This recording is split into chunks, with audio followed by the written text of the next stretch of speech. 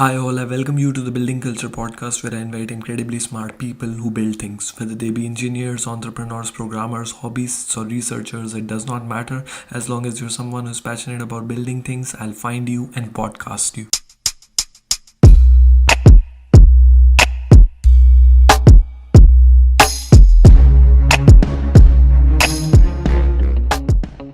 Hi, all. I want to take a brief moment to thank you all personally for supporting this podcast on YouTube and on all major podcast platforms, including Google Podcasts and Spotify. The podcast mainly features interesting people in robotics, artificial intelligence, and entrepreneurship. If you believe that the information that I'm providing might be of benefit to you or to someone you know, it would be really great if you could hit the subscribe button and press the notification icon so that you can get notified on time whenever the next part is out. It would literally take you a second or two to subscribe to the podcast, but it would really mean a lot to me because I can grow the podcast to a level where I can reach more people, invite ever more interesting guests, and have a more meaningful impact. So let's begin now. Yes. So with this, let's move on to the final section of Sure. the conversation, the inspirational section. So since we touched on clarity and vision, let's talk about that. How, or let's start with the ambition part of it first. Sure. So my first question in the last section of this conversation is uh, how do you set these ambitious goals? What inspires you to set these ambitious goals? Because in both of your uh, startups, you have really ambitious goals. Like one is to solve the autonomous driving for the whole of mankind, and the second is, providing the best quality education at the cheapest price as well. So these are like really ambitious goals. So Sure. how do you derive that from? So I think the goal of deep Eigen is easier to generate actually because, for example, once you have set a goal like autonomous driving, right? You have to solve the problem of education as well. And I was, from the very beginning aware that many of the platforms provide very shallow education, very high price, right? And when we started deep Eigen, see, I mean, again, it's what you stand for. So I always stood in life for very. I don't want to do things half-hearted. I've never done, even I've not, I mean, why my undergrad GPA is so low? Because I was, if something doesn't interest me, I don't invest time in it, right? So for me, just going and giving lectures on some of the topics. So for most of the courses right now in deep Eigen, I'm the primary lecturer as well, right? And when I do things, I do it them in a very deep fashion because I want to ensure that tomorrow, let's suppose you want to get a job in leading robotics company, right? If we cannot ensure that, right? From, see, ultimately there can be so many reasons you can be rejected, but being rejected from knowledge standpoint, that's very very very depressing in life, right? So can you provide, so once you decide that the education, now you have to decide the level. So now again you can do, for example, if you can also provide shallow education and you can generate money, tremendous amount of money can follow, but again you get to live life only once. Now you can either try to be MIT of online education, or you can be yet another platform. I'm also there, right?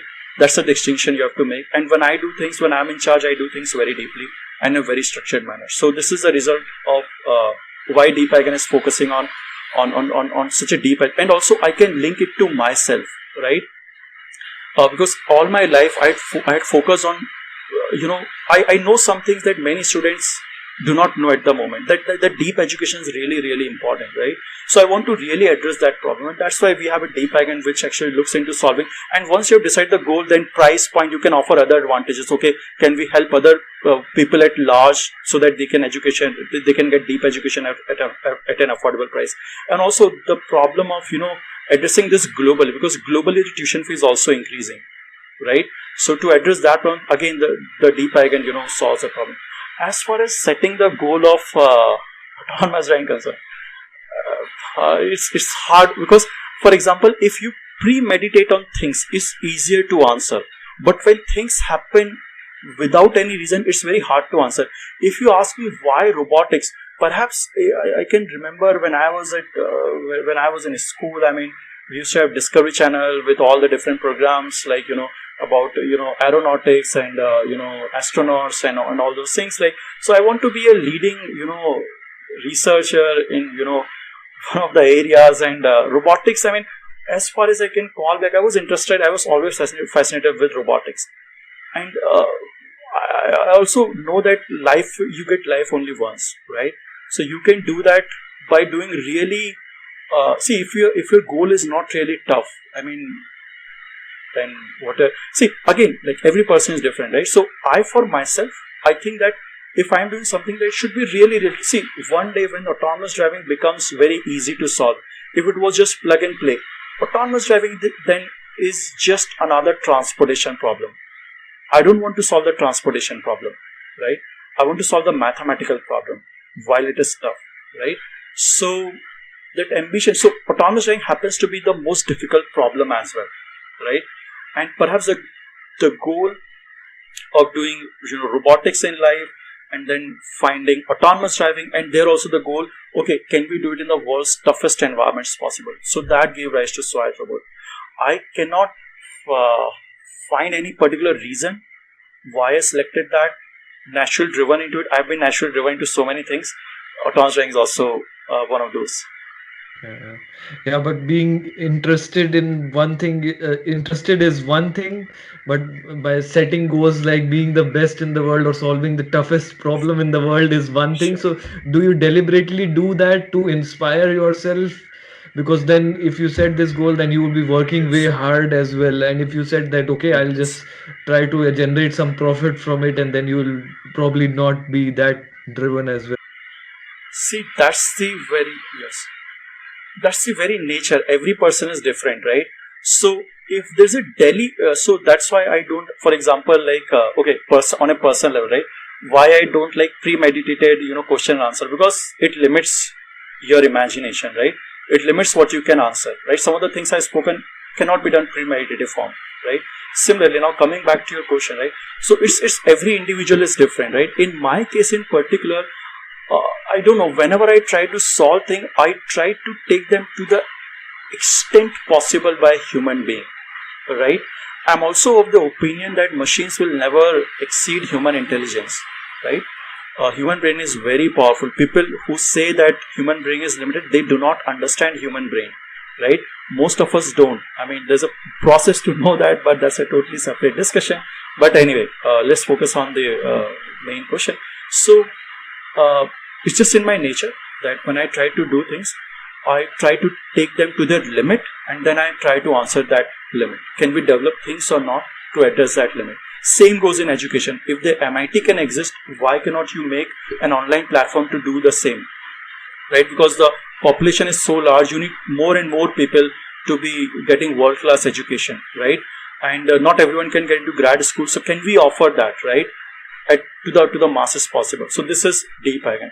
In Swift Robots, it's just that every situation I encountered, they were so difficult that when I made a solution for example, when I started developing semantic segmentation, my goal was not to develop the world's fastest algorithm. It's the research that I did, I realized this is the world's fastest, right? And you take the ideas from there, you do lane detection, and you realize you are 6 times faster. So if NVIDIA had not developed it, so I had disclosed the gigaflops even for deep energy maps when I developed in 2017. NVIDIA knew that. If NVIDIA copied us in 2019, they already knew that. So NVIDIA could have set a goal for themselves that we want to beat this gigaflop. They haven't, right? So it's a goal that you set. So when I started delimiters prediction research, there was not even a research area for delimiters prediction, right? And I developed the algorithm that happened to be predicting delimiter as well as the world's fastest. Now the world has an option to go faster than that, right? So it's just the nature of the problem I want to, in autonomous driving, I consider, because see, perception has not been my primary research area. My primary research area is planning and decision making. I took perception research only for the very survival of the startup, right? And when I did that, I considered practically to be at the to be at the forefront of everything. And you can be practical only when your competitions are very low. And this is the outcome basically. So oftentimes it just happens naturally because you are looking, when you say autonomous driving, this kind of condition, you are talking about the limits of the technology. And when you try to develop solutions for that limit, you're definitely going to push that boundary somewhere here and there. And this is what has happened with us as well. Okay, quite interesting. So, so the setting of ambitious. I mean, the easy answer is just that it's in your nature, and the difficult answer we don't know that.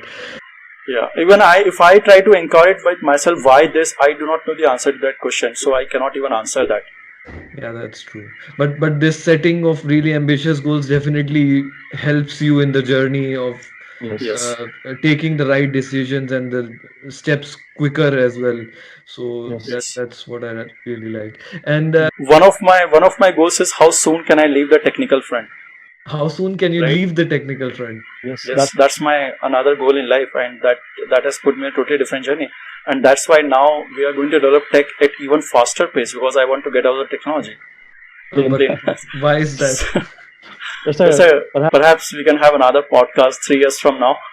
I can answer that more. It doesn't fit well into the current entire framework of the podcast. I mean, we should definitely do another one because Sure. there's like so much to talk about. But yeah, Sure. currently let's stick with it. So Sure. a startup like this, with you being the core of the startup in both of the startups, and the goals that you set are really ambitious and probably also unachievable, at least for the autonomous, and at least in the eyes of most people. So there's like inevitable failure along the way. I mean, you have to fail Definitely. 99% of the time, and then probably there will be 1% success in between, like smaller spikes of successes. So how do you deal with failure? Do you feel disappointed as well at times, or are you like, okay, I have to, this is the nature of it and I have to accept it, basically? Yes. Yes. Um, I'm a regular meditator, right? Since 2014, I have been naturally driven into so many things, right? So I have been naturally driven into meditation, and I'm also a great devotee of Lord Ram, right? So these are the two things that I've been driven into, and since the beginning of 2020, I've been driven in towards Ma Kali as well, right? So meditation is so important. It keeps you out of depression. It keeps you, out of so many things actually, right?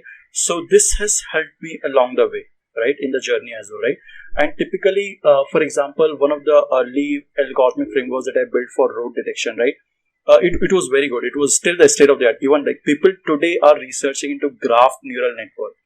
I did that research in 2016, and I shut down that algorithm in 2016 November. After that algorithm, we came up with a deep geometric network, right? So you will find an early demo SwipeNet grid, right? And the SwipeNet grid was very data intensive. That was a problem. It was computationally very efficient, but just imagine you are having a probabilistic graphical model like conditional random field, which is embedded inside a neural network. But rather than doing loopy belief propagation, you have neural network deciding what computations, what kind of inference should be done based on the end-to-end learned parameters, right? So a graph embedded, undetected graphical model embedded inside a neural network. Basically, this is what SwipeNet grid actually roughly did. Again, very vague. I mean, technically incorrect explanation, but roughly what it did, right? Some of the bits and pieces I'm still using in my research, so it's going to be confidential for significant amount of time as well. But this is roughly what it is. So when the SwipeNet grid, because of the data hunger, right, that it had, it was failing in detecting shadows, right? Working in the shadowy rows, right? So the result is, okay, you can be depressed and try to gather more data, more labeled and data, and feed it, or just discard everything, start fresh. I discarded everything. It didn't even take me long. We just collected data on 26 November 2016. We went to collect the data, gathered the data, ran the algorithm, didn't work in shadows, just discard the algorithm without even thinking again. So in 2016 December, I went on a holiday with family as well. Before I left Bhopal, I ensured that we have a new algorithm that deals with that scenario. The result is deep geometric network. So in life, in a startup, there can be, even when you have developed the solution, right? Because for example, if we were $1 billion company like Google, we would have managed it. Just hire 100 people, get the labor data, train SwipeNet grid. But again, I consider practicality in deep learning and computer vision research, and that's why discarding is not an issue. So I've discarded many algorithmic frameworks as well. It's not a big. I mean, sometimes I just make my own algorithms obsolete, right? And sometimes, I mean, some of the things are going to work out, some of the things are not going to work out. But that's the see. You have to when you start something, when you accept a challenge, you know that these are going to be other challenges that you have not accounted in your journey, and you have to be ready for them. Either whether you do it premeditated, whether you do it on the fly, whatever the mode is, but you have to be ready for it. And in life, I consider myself to be very fortunate, right? If there's one thing that I that I think that if I had the opportunity to go back 15 years back in life or 10 years back in life and tell me something, I would have told myself to meditate. I do not know why so many people, it's obvious everywhere. I told you something. Some things in life are so obvious, people just don't look at them. In reinforcement learning, the idea of unknown space navigation, so obvious, no one looked at it. Computational efficiency is so obvious. Our networks are not extremely complex and so obvious, but no one is looking in the right direction. Dealing with prediction, so obvious answer. Meditation, so obvious, it gets you out of so many things. No one is seriously looking at it. You should have been part of every startup, deal with failures, especially teams who are dealing in who are in a position of very low outcome. It should be mandatory for them, right, to do this mission. So in life, you have to align yourself properly with the challenges that you have taken. And along the way, there were so many challenges. I mean, consider what it would take to develop a technology like that. And that too, see, your goal can be global. Our goal was to develop tech that is addressing the problem in the world at large. But again, we started from India, where investors and investor community are more at large, is focused on revenue model, not in the scientific endeavor or the vision, right? So assume what it would take to develop such technology in limited fashion, limited resources, and everything limited. So you need to do something. You have to prepare for that. I have been mentally tough as well. I mean, I've never left something in between. In undergrad, when I was reading the numerical optimization book, why I said that book is so important. That book taught me that if you see the end of something, you're going to realize something that you don't realize in the process, right? The end of that book made me so mathematical. I was never scared of anything mathematical after that in life. There can be mathematically tough things. For example, when I went to grad school, I took a course online learning. It was so mathematically tough, but again, like not scared of that, right? So this is what that book taught me. In the process, it was so hard that sometimes I often felt like giving up that book, but I never gave up. So you don't have to you shouldn't give up. You should always find ways, and you should find ways to keep yourself motivated. And in my case, meditation has been the one, and I know some things in life that others don't. So that's another advantage with me. I knew that meditation has tremendous amount of. There's a public article that I wrote on LinkedIn. There's only 2 articles I ever wrote in my life. One of the article I wrote in January this year. You can see my experience with meditation, and that's only physical aspect of meditation. In that, you will also find towards the end, you will find answer that I've given up the traditional way of meditation. I totally do bhakti of, even if I meditate, it will either be on Mahakali or Shri Ram. And that's the totally different dimension of the discussion. But in that article, you will only find the physical aspect of things. And physical aspect of things is that I was dealing with the problem of headaches since childhood, right? And I was able to, if, for example, when I started SWAT, almost every evening I was getting headaches, right? It would have been impossible to continue the startup. Meditation cured my headache actually. I don't get any headaches right now. Only the eye pain problem, but that's because of the looking at screens for so long. But that also has reduced to once in a month or maybe once in 3 months actually. So this is what meditation can do physically, let alone. So that's why I said people do not understand how brain works, and they are making claim that one day machines that we design formulations for are going to beat us. I mean, you do not know what super intelligence is. You do not even know what super conscious, but you're so ready to. So I at least admit that I do not know some things in life, but the things that I know them for very sure.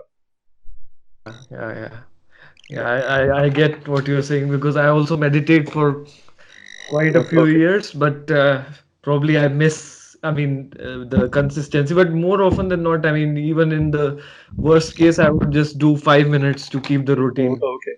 But I just do breath meditation, like focusing on the. Okay. That I used to do way back in 2014-15. I sometimes I've done meditation for 2.5 hours straight actually. So this is at the peak of my meditation when I used to do.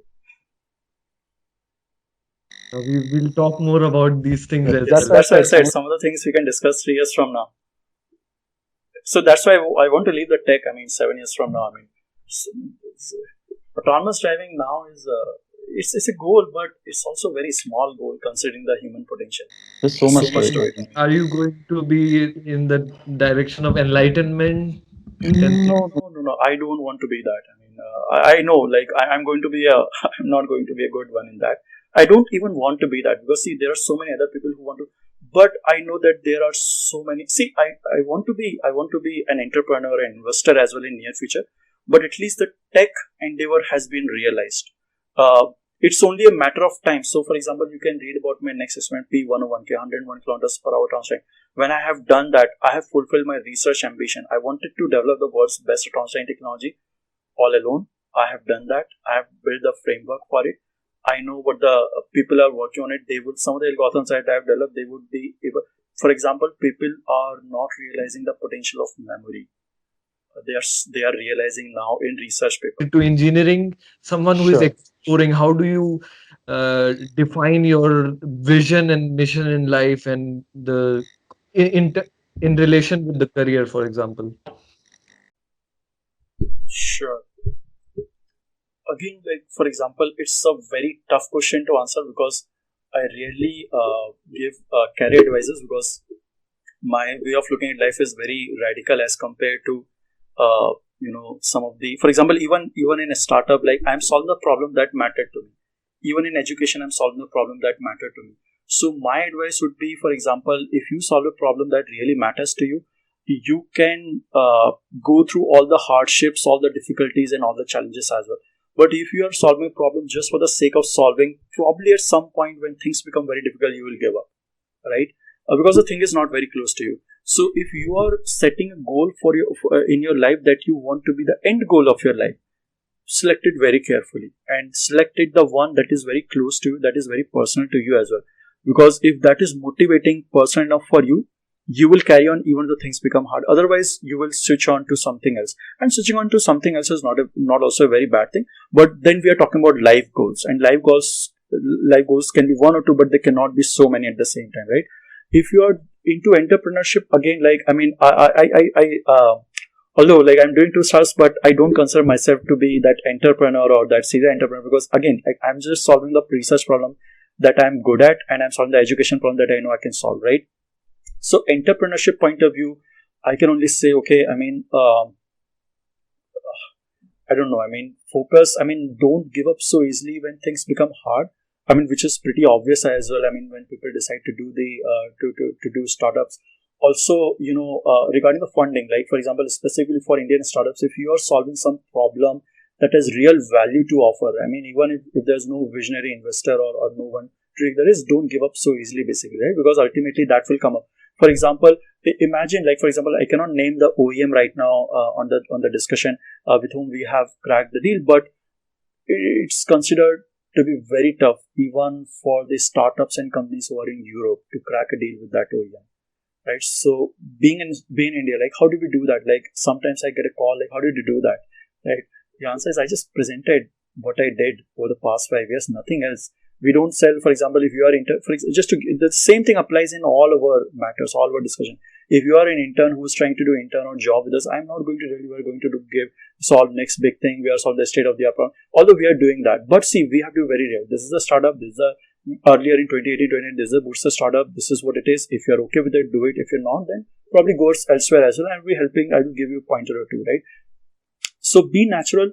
Just it should reflect in your talk. For example, when we got into the deal, because we just have been working on the problem that we know really matters.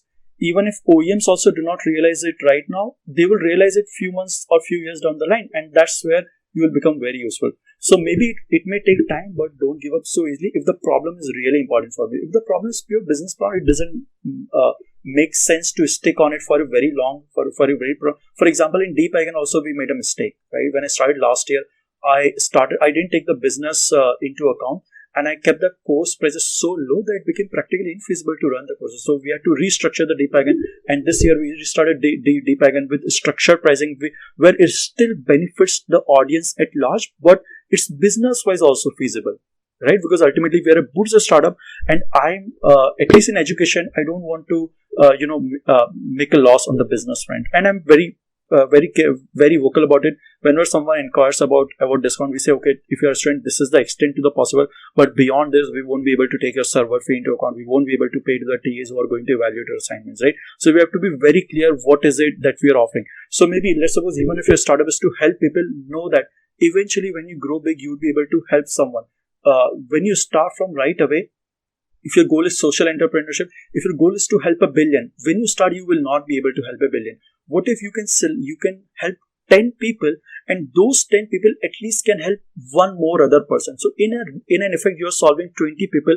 You're helping 20 people when you're just starting to solve the problem.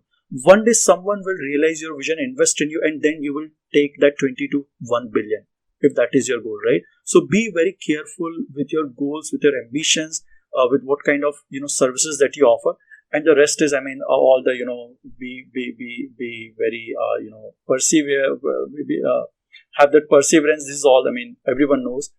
That's all that I can share. I mean, if I can give one or two advices, then one of the advice is that maybe like one day, like startups should focus more on the mental health of their employees, because startups like things are very crazy. Everyone is doing everything all the time, and they are dealing with situations that no one has dealt before, and that's why mental health becomes very important. And at least in Swayat, I'm very open about it. I wrote articles as well about it on public platforms as well, that I give very much importance to meditation. And perhaps that is one advice that I would give to startups if they are dealing with businesses that require very cutting edge state of the art research, or if they are dealing with a situation that's mentally very, very tough, then meditation should be the one of your key ingredients in your daily routine. Okay. So one of the advices is that you should choose a career that means something to you, so that you can be persevering along the way, and at the same time, when you choose such a goal, then you will have these obstacles and challenges, and for that you should have these tools, or have the mental clarity, and for that you should be meditating, and taking care of Sure. your mental health in whatever way that suits you, Sure. basically. Sure. Yeah. And now let's conclude with the final questions. What are the books that you would recommend that have had a very meaningful change in your life, that have impacted your life the most? From the technical side, you already know the topics that I read during my undergrad. So those were, regular machine learning, optimization, RL, all these books. Along the way, I read several research papers as well. Interestingly, I have not read any non-technical book in my life. The only non-technical book that I have read in my life is a one Raj Yoga by Swami Vivekananda, and other was an autobiography of Paramahansa Yogananda. And I finished only first 5-6 chapters of that book. Once I stopped, I never could go back to that book. But I've read Raj Yoga book, and it's very, for example, if you are beginning meditation, that book will take you. I mean, people often ask me. I've been okay on LinkedIn. I'm not very vocal about meditation, although I wrote an article. But on Facebook, I'm very vocal about meditation. Sometimes people ask me what's the right way, and at least until the beginning of this year, I suggest everyone go through the Raj Yoga book for meditation. That has all the answers as to what you should do with meditation. And then, for example, there are several tutorials on the internet as well. So, I mean, everything I can share, it has to be linked to my personal experience, and my personal experience with non-technical books has been limited to only these two. So that's all I can share right now. Okay. But these just two books that you have have had the most impact on your life as well. So, So I was naturally driven to meditation, and when you're driven to it, then basically once I started doing it, I followed doing Om meditation, but then I stumbled upon Swami Vivekananda and his teachings, and the book that helped me until 2016 to a great amount, because ultimately you need structure in everything in life. So you can be expert of technology, but you cannot be expert of everything, and you have to listen to people who are expert of that area. So Swami Vivekananda is one of the leading personalities. I do not know whether I'm using the right term, but he's a leading yogi personality or leading figure, whatever call, in transforming the meditative culture in India.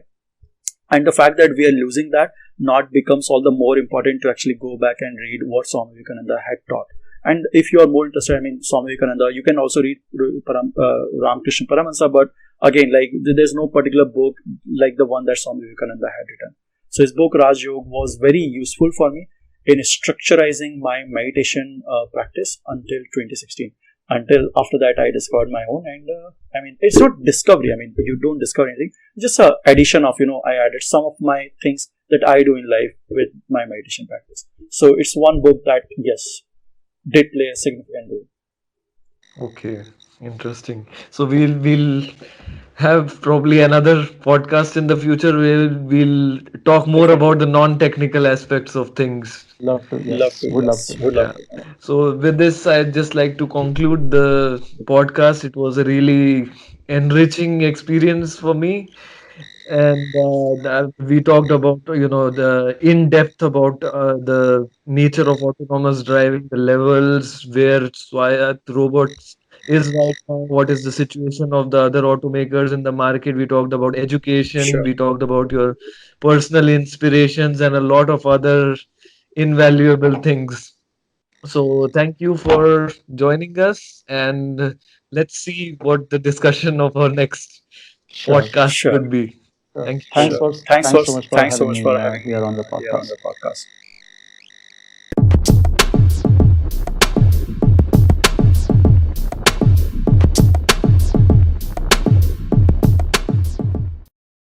I think your screen stuck again.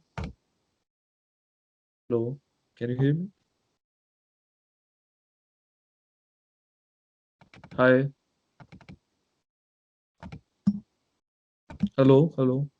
Hey guys, I really hope that you enjoyed this particular conversation and it helped you in some way, shape, or form. If it did, make sure to hit the subscribe button and the notification icon or the bell icon so that you can get notified on time whenever the next part is out. Also, it would be really great if you could give me your feedback in the comments below. That would really help me improve. I'm uploading small clips of the long podcasts on a regular basis on platforms like LinkedIn, Facebook, and Instagram. So make sure to follow me on these platforms if you're someone who cannot take out time for the long episodes. The podcasts are also available on all major podcast platforms, including Spotify and Google Podcasts. So if you're someone who prefers to listen to podcasts rather than watching full-length videos, make sure to follow on your favorite podcast platform. Thank you very much and see you next time.